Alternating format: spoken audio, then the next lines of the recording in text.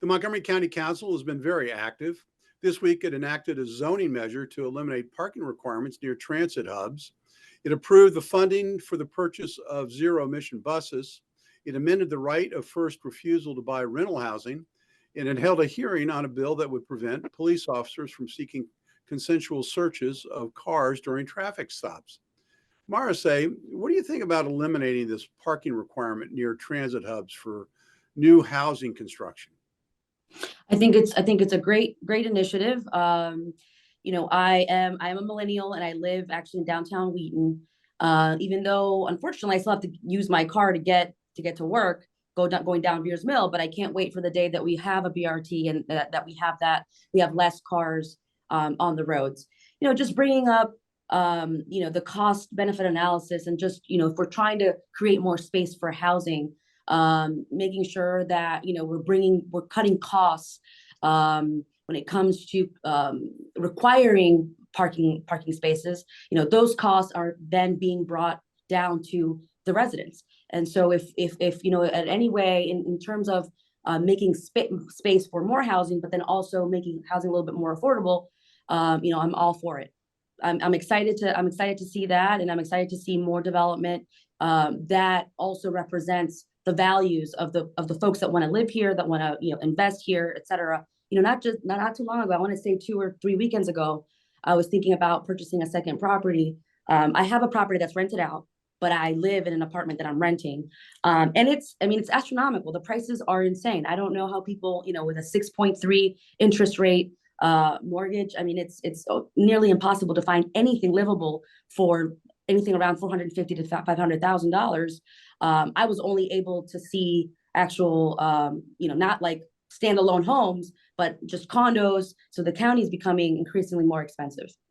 Well, it's true, but I will say that the idea that mass transit is the solution for our parking woes and everything is, I think, fanciful, to say the least. Laurie, there was a considerable pushback also this past week in a hearing that was conducted against Council Member Will Jawanda's proposal called the Freedom to Leave Act.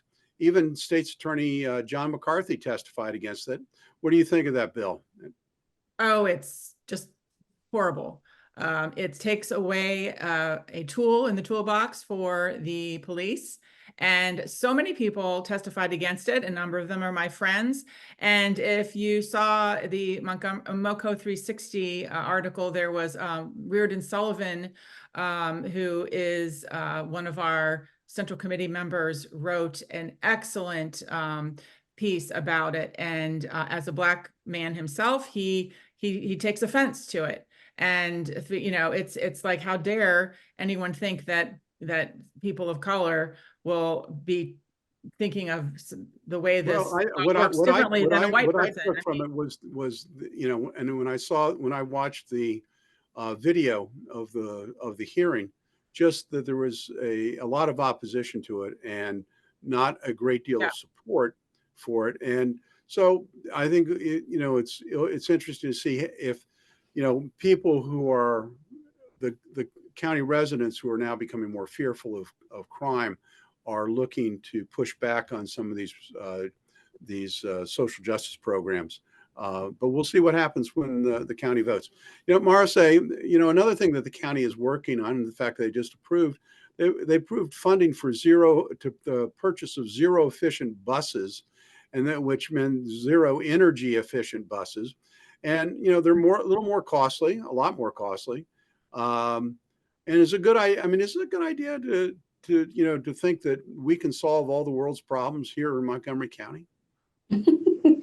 Like I said, I am all about mass transit. I think that it's about time for the United States to catch up to the world. You have Europe, Asia, having these mass transit initiatives, and that's how you're gonna have to change the culture. It's gonna be a tough pill to swallow, but you got to change the culture. And this country is completely oil dependent, and we have to shift that.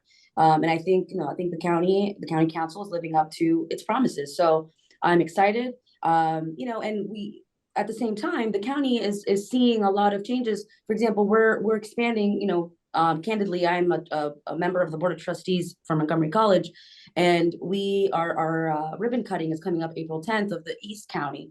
And so we are, the big institutions that create the economic makeup of this county have those expectations in mind as we're creating our strategic plan. As we're thinking 10 to 15 years from now, we're thinking about these types of initiatives that the county has taken, and we're trying to align those initiatives with what people want to see in the future, and who's the future? Young people, young professionals, young families.